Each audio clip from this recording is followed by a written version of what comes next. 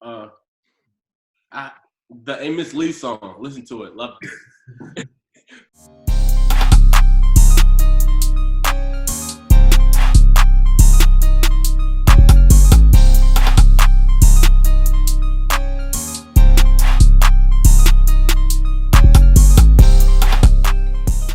Thank you for being here. So today, the guests, Nikki and Evan Mulrooney. Come to you live, Chicago, Illinois. Need no introduction. Our guests of honor today, of great honor, are Georgetown football team captain, number 35, Wesley Bowers. Here he comes, stampeding into glory. Yes, sir. And the real man of the hour, Georgetown football head coach, Rob Scarlatta. Thanks for Like a Okay, gap. I was waiting to see what it was. thoroughbred. Woo! Thank you for being here today. Guys, all of our Flag Star players, as you know, are sidelined. And I think that we're missing two things when we're not playing football. First is we're obviously missing play and exercise interaction, but we're also, there's a vacuum of leadership and lessons and role models. And so we're starting our interview series with you two because you're as good and model role models as I could possibly imagine. So thank you for your guys' time. And we're all super grateful to have you guys with us. Great to be here. Okay. Today's interview will be in three parts. The first part, we're going to ask you the questions that we're going to ask everybody. We have three, I think, headline questions to ask you guys and get your thoughts on. The second part of this interview, Wes is going to do dog tricks. Oh, yeah. The second part of this interview, Wes and Coach are going to play the Newlyweds game. And then the third part of this interview, we have a handful of kids. We had to pick a certain number of questions to ask you guys. I want to be respectful of your time. We have a couple questions from the audience. So, with your permission, we'll hop right in. All right, sounds good.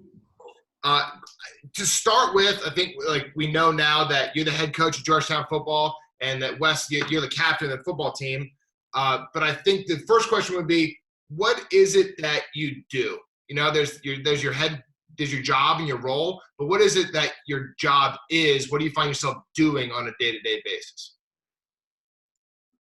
Well, me being the captain, also 35, I find myself, just being a representation of the program day in and day out. So all the values that our coaching staff talks about and really pushes to us guys, I want to be a beacon of that. So, be a leader by example, per se. And just constant communication between the guys and the coaches, just trying to be that bridge of communication just to get the guys talking, how we feeling and things like that. And just a lot of encouragement to the guys, just a lot of uplifting, especially during times like this, but just, constant motivation to those guys so we can become a better team and more of a family than ever. Great. Yeah, I think, Wes went over it quickly, and you mentioned it also, Carl, is the 35. Just to give a little background, 35 is Joe Akabachi Memorial jersey. And after 9/11, Joe Akabachi was an energy trader at Kenneth Fitzgerald.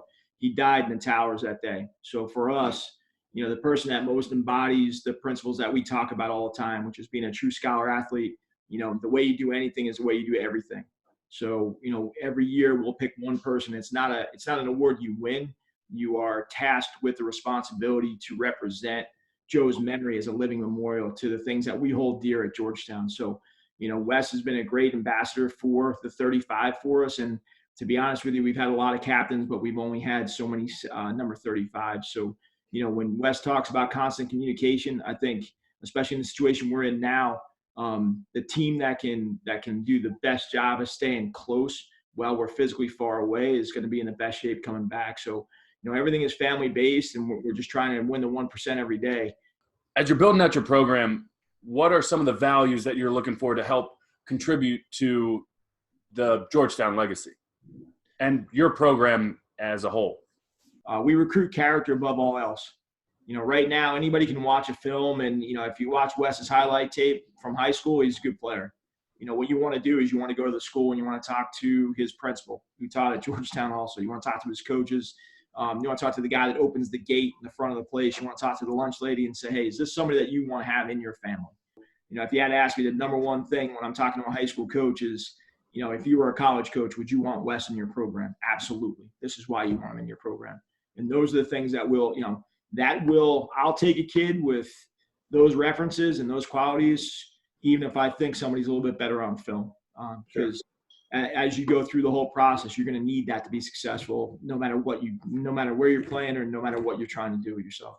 Absolutely. That's good to hear. And makes a lot more sense. I feel now, looking back on my college career, I played at University of Maryland. I think they only recruited me on character because I didn't play that much.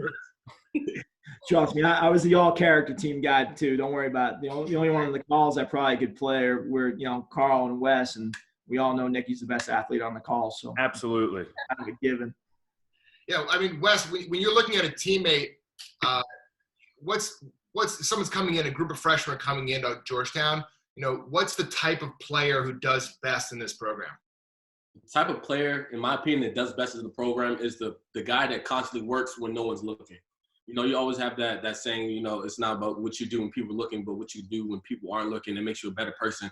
So that person is constantly, observing the people that are in front of him, first off, asking questions, constantly asking coaches for advice. What do I do on this play? What do I do on this play? In their playbook, watching film, doing the little things like stretching, the yoga, eating right, getting a good amount of sleep, on top of their homework, because school is also important. So that guy right there, I feel like is the perfect person to be a part of our program, our team. Yeah, I totally agree. It's almost like the annoying guys, the extra questions, so many questions, they're just in your ear, but it's almost those guys that are just sponges that end up doing the best. Is that how they described you at Harvard, Carl? Is that you? Annoying, and yes. Yeah. You couldn't get an answer out of someone because Carl was usually talking over that person when asked the question. All right. All right. Sounds like a Flagstaff staff meeting to me. If you could, having been in the college football arena for, I don't want to date you, but long time. Long time. If you could restart your athletic career, knowing everything you do now, what would you do differently? I would have trained harder, especially in college, to be quite honest with you. I think, the program that I was in was a Division III program, and I do this for a living, right? So I was one of the guys that was totally invested and was totally into it, but we didn't have the benefit of a nutritionist. We didn't have a benefit of the depth of the strength coaches that we have. We didn't have a sport performance, counselor. We didn't have some of those things. And that's not an excuse. I didn't go out and kind of search those things out. So I think from a weight training standpoint, I think we're on it. But from a running standpoint, of fitness and sleep and some of the things that Wes is talking about, I should have taken a little bit more advantage of those things, especially in college. There's always the goal to get to go play at college, and then you got to make sure that you keep getting better. We talk all the time about chasing the 1%. I can't fix all the mistakes I made yesterday. I made about 50 of them. I'm just trying to cut them in half and just get that much better every day. And then over time, as you consistently do it, that's what the good players do. I mean, Wes, you're a captain, you're an all-conference player, you're an NFL prospect. And so things have gone well for you. If you could restart this whole process, what's an adjustment you think you would make, having the perspective you have now? I would personally say trusting, like on the field wise, like trusting my teammates more.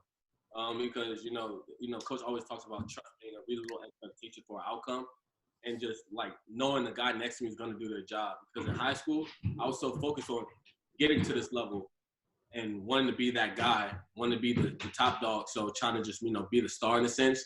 But I just want to just really focus on like trusting my teammates more, knowing they're going to be in that spot. So I don't have to, try to make every play, but just do my 1%, do my job. So that would be my biggest thing. Like if I could do it all over again. Cool. Well, cool guys. We now enter part 2 of our interview, which is the Newlyweds Game.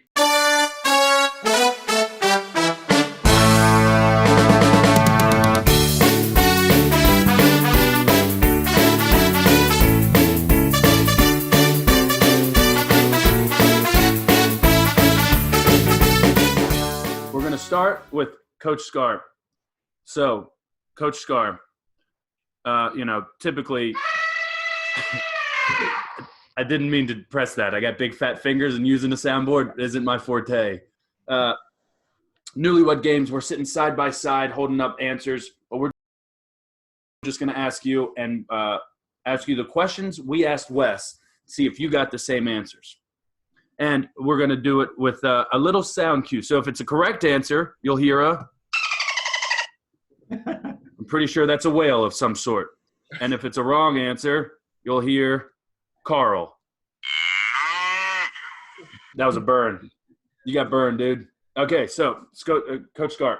We asked Wes, what is Coach's leadership style?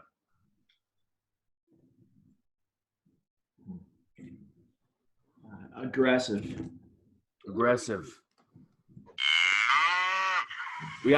Wes said, great communicator, meticulous in planning. Nice.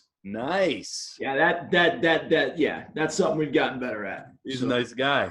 Okay, next question. Question number 2.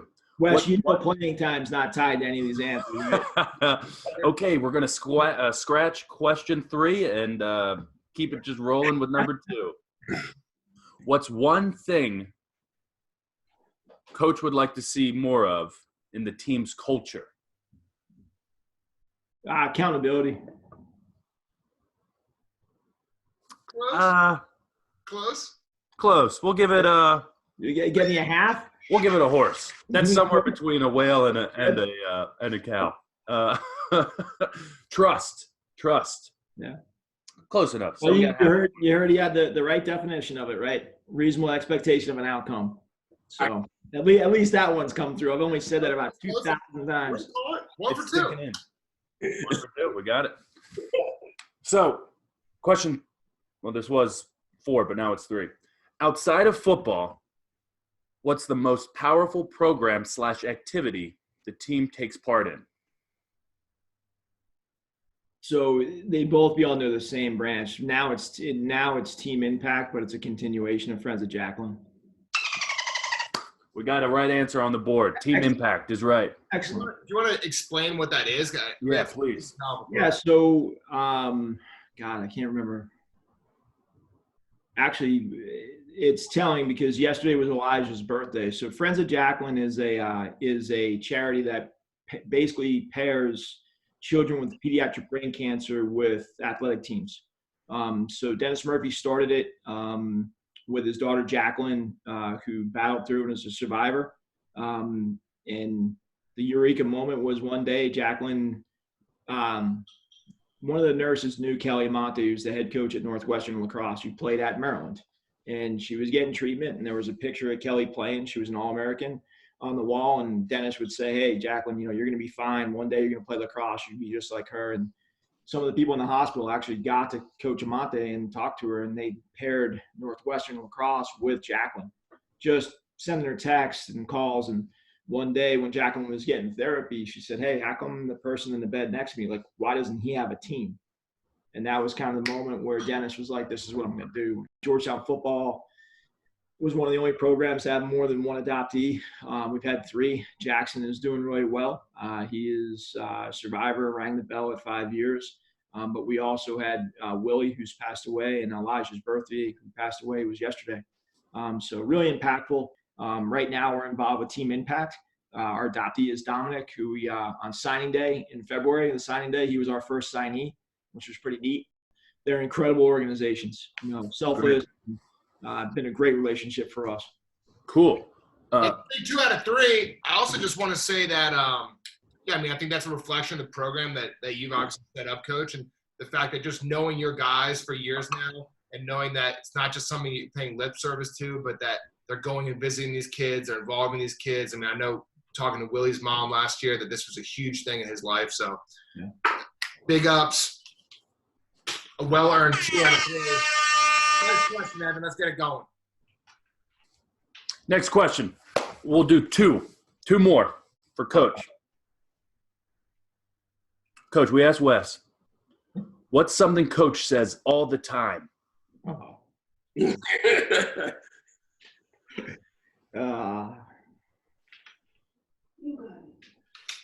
Problems, questions, issues might be one of them. Nope. Not the answer we were looking for. The other one we were looking for, the only one, was something you didn't do. Figure it out. FIO. It's going to be on my tombstone. FIO. Love that. Right above my name. It's gonna Great. Rob Scarlatta with a dash and say FIO. People have to figure it out themselves. We broke it down. Our spring teams, we broke it down, and one of the teams' names was problems, questions, issues. That's how I end everything. And we got problems, questions, issues. Come in and see me. So, yeah. Right on. I'm intimidated by that. Okay, last question for you.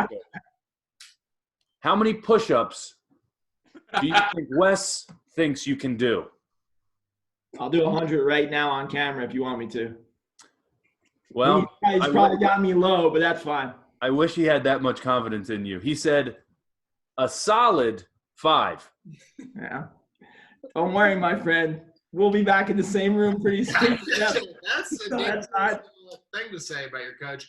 Coach, the last thing was, what is the hardest team rule that Wes said? What was the hardest team rule for Wes to follow?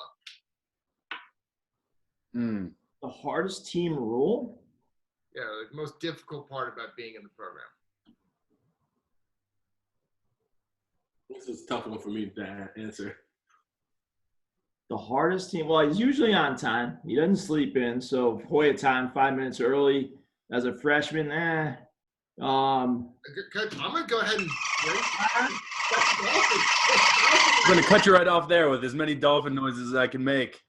Yeah. I'm looking at a 3 of 6 right now. Wes, for the sake of expediency, we're going to go lightning round with you. Let's go. And you have to beat 3 of 6. That's life.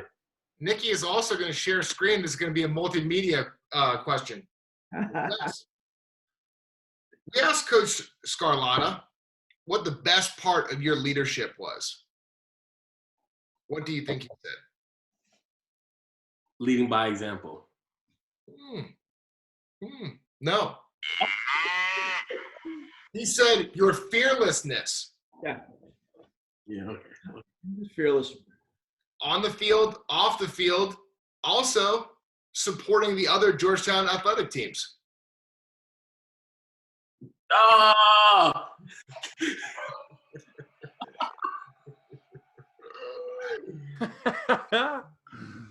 That's awesome.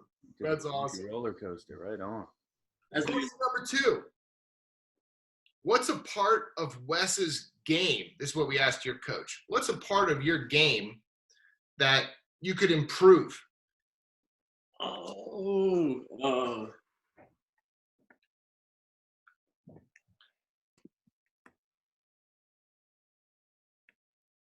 Pass rushing. Ooh. Coach said lateral movement. Yeah, I was going to say that, but I've been doing a lot of work on that. You're looking a little bit. Yeah, but he's got good lateral movement here. There we go. That's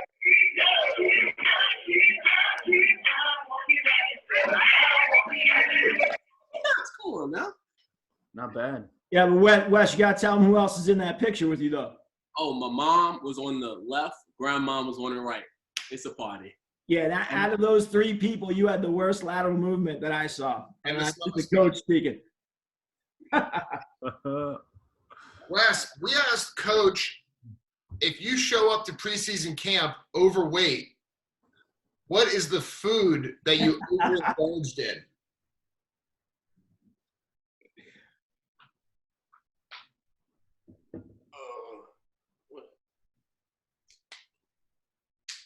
Pizza.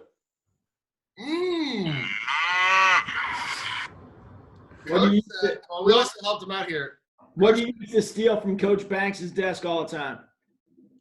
Coach Banks' desk. Coach's answer and all of our answer was honey buns. Honey buns. Good times. Good times. I wouldn't have thought that, though. I thought it was like real food, but yes, that would be. Listen, so far, you're doing terribly, but you have 2 more questions. Mm-hmm. I got 1 right. What? I don't think you have any right. Yeah. You got about a half. Oh, come on! We asked Coach what NFL player your game resembles the most. Wait, former or past? I think we're going to say current player. And also former and past are the same thing. Okay, go ahead, though. Very questionable question. Yeah.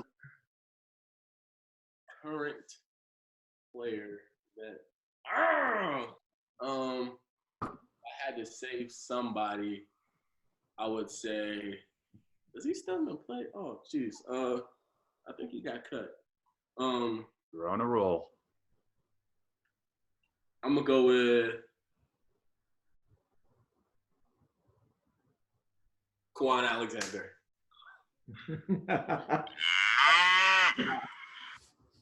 Coach said Sean Lee of the Cowboys. That he still plays? He's a coach now. I'm also going to take that. We'll parking lot that issue. Nikki maybe can do some research. I would have said Thomas Davis Sr. I was thinking that, but I'm like, I'm kind of a speed demon now. Yeah. Quan Alexander, probably a little faster than you. The final question. It all depends on what year you talk about, Wes. So, this year coming up, maybe. The final question, Wes, that we asked Coach was, when, capital letter, when Wes Bowers goes to the NFL, what will be the biggest challenge that you face, on-field challenge? I'm going to get this one right. I got to get at least one right. I would say block destruction. Wow, a perfect goose egg, Wes. Coach said pass coverage, although it seems like you're doing okay at this level. Was rolling out. 3rd and 15, trying to set up a screen. He finds Cooper, and he's lit up. And guess who? Wes Bowers. Man, oh, man, what a play there by Wes Bowers. Read the screen the whole time. Pull it back a little bit. Let's see it again. This is a screen. I guess, is this pass game? Yeah, this is a pass game. Cooper, and he's lit up. And guess who? Wes Bowers. Guess who? I think screen game in the NFL might be a little different. So I just throwing that out. I would like to follow up on Sean Lee. He just signed another 1-year deal on March 17th to return to the Cowboys. Winning. I don't know when to give up. Well, Wes. Well, hey, listen, I said Sam Mills to start out with, but nobody knows who he is. So that's just me showing my age. That's all. Leather helmet, guys. Okay, and now, can we get a couple of dolphin sounds, maybe? Oh, yeah. Sounds like bats at that point. It's like dolphins in a tunnel. Like a murder of bats. That's Chris. Anyway, we're not here to judge that. We have a couple questions from kids in the league before we leave you. So, all right. Go ahead, Nikki. The first question that I have is for Wes. I'm going to pull that up for you now. Hello, this is Brian from Bethesda, Maryland. My question for you, is it easy to be a captain? Is it hard? Is it fun? Is it boring? I don't know because I've never been a team captain, but I'd like to know. Great question. I love being a team captain. I love what I do. And I believe the reason I love it and what makes it not hard is the team itself. Having a supportive group of guys that, voted. So I was voted team captain by the team. So, just having my peers think of me in such a high manner and such regard that they'll like have me lead them into battle and things like that. It's a very fun thing, and I love doing it. Sometimes it's hard, so you have to have tough conversation with people, but it's easy because it's kind of once you just put the things in place and the foundation, it's just like a train, you hit the gas and it runs on its own. Just sometimes you might have to steer here and there, but that's what the coaches are here for. And I just love the program. So they make it easy on me. It's a great thing, and I love what I do. One of those gas-powered trains, huh, Wes? Yes. Our next question is actually for Coach Scar. So I'm going to pull that one up now. That's good. Hi, my name is Mark Dowley. I'm from McLean, Virginia. I'm in 3rd grade, and my question is, how can I be a better wide receiver? Mark, that's a great question. We talk about the 1% every day. So even if you're home, whether you have your folks or your brothers or sisters that can throw to you, is just to work on your craft every day. And it doesn't have to be a football. It can be a tennis ball, working on your hand strength overall. And just, we talk to our guys about catching the clock every day. So catching 10 balls at 12, 10 balls at 1 o'clock, 2, 3, and just going through the clock and getting 100 catches in a day. If you do that and you're consistent with it, you do it every day. And everybody misses, so just try not to miss 2 days in a row. But it'll show up on the field when you get back to playing. I also want to say that Mark is the type of guy that might actually go do that drill. So just repeat what Coach said was 10 balls at 12, 10 balls at 1, 10 balls at 2, 10 balls at 3, and going around like that. And I bet young Mark will do that when he gets home. Hey, that's not just for – that's what we're tasking our guys at home right now to do. Is catching and getting to 100 catches a day. So that's all the way throughout. Perfect. Our next question is back to Wes. So here we go. My name is Teddy Young, and I'm from Washington, D.C. And this question is for Coach Bowers. How did you start liking football, and what other sports did you play? Hold on. Coach Bowers. That makes me feel good. That's good. Nah, I like that. I like it. He's a Flag Star coach. Here's a flag. Listen, I got you. I do. I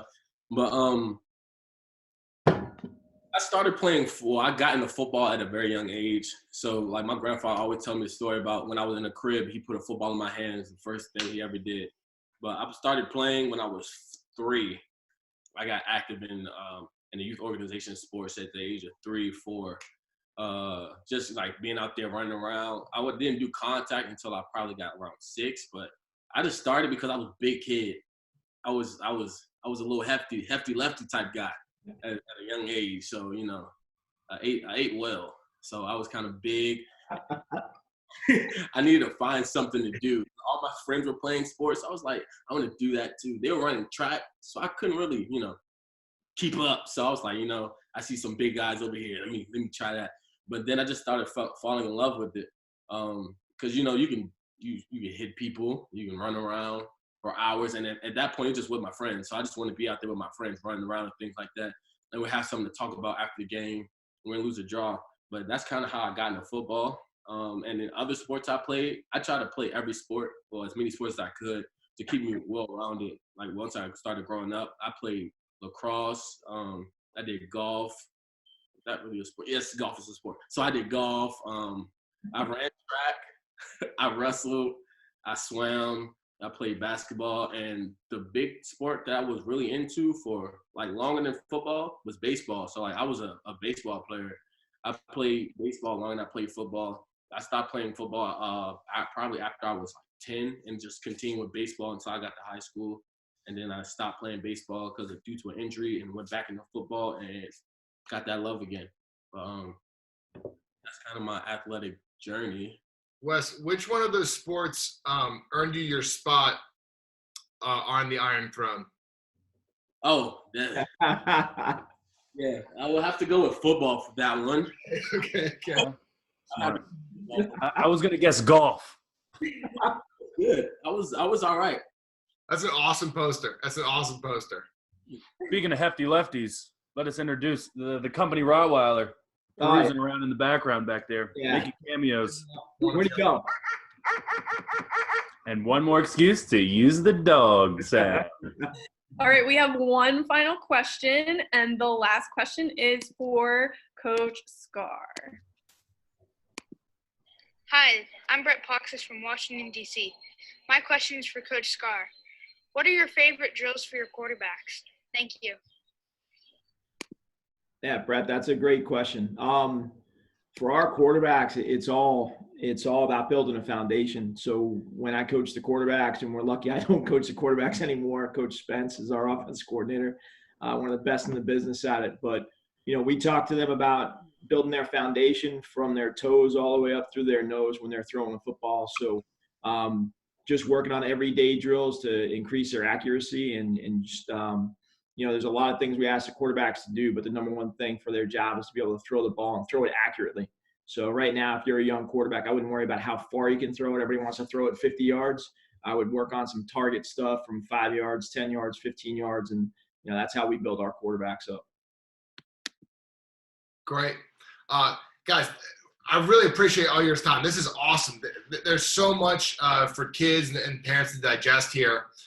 Is there anything you think we missed here or anything that you guys want to plug? Obviously, we will be in full support for the fall season, and so that's our backdrop here. Anything else you want to plug or say to the kids, their families before we go? Wes, why don't you go first?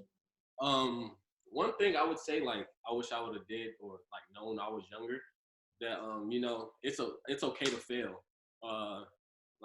Carl says all the time, in the huddles, especially in the camps and things, who's gonna drop a ball, who's gonna do this, it's okay to fail because in failure you learn. Don't look at it as a loss, look at it as a lesson. So in life you're gonna have bumps in the road and problems and things, but if you just keep your head held high and just know that you can learn from any situation, I feel like you can overcome anything that the world has to offer. And also friends, make sure you surround yourself with a great group of friends because they always talk about how you are who you surround yourself with, and that's a reflection of who you are as a person.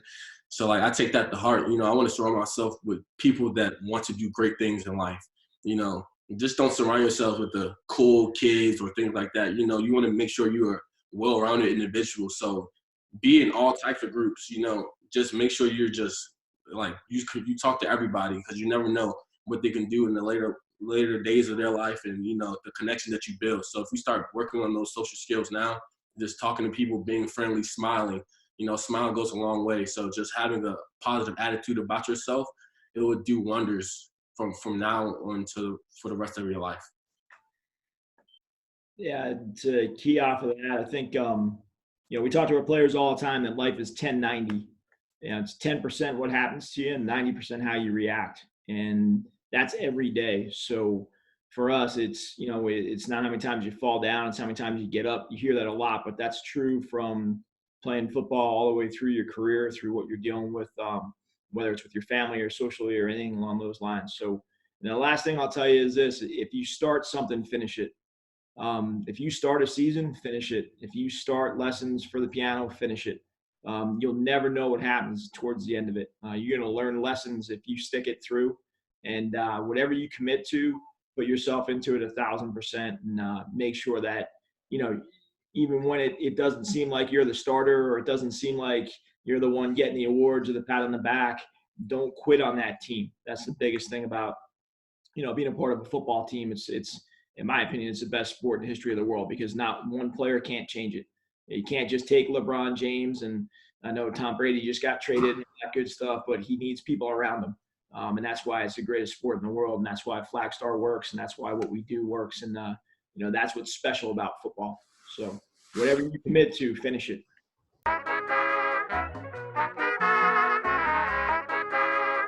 Hi, Coach West. This is Audie Collins from Alexandria, Virginia. And I would like to ask, how do you stay connected with your team during these times? Oh, that's a great question. The way we, stay connected is just through constant communication, through things like Facebook, Twitter, Instagram. We have a lot of group chats, so a lot of group messaging, FaceTime calls, and, just a call a day. Just to check up on somebody goes a long way. Just trying to keep each other accountable. But we always talk to each other. We're like a family. Like with our team, it's not really a team, it's a family. So we just try to keep in contact. We also keep in contact with our coaches.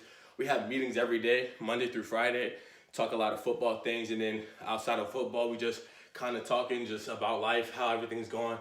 Constant encouragement, trying to always keep each other motivated to want to be better. Because at the end of the day, that's what a team is for. A team's for victories, wins and losses. You always have to move forward, always together. And the key word, team. There's no I in team, so we always do everything together as a band of brothers, as a family. And we always constantly trying to get better and better. 1%. Yes. Great. Coach Wes, we're really super appreciative for your time. And maybe it'll be a part 2, And there's a part 2. We got to do better than whatever we were aggregate 2 for 10 in the It's like we've never met each other, man. We got to figure that out. Great, guys. We'll catch you soon. And, thanks again. Appreciate it.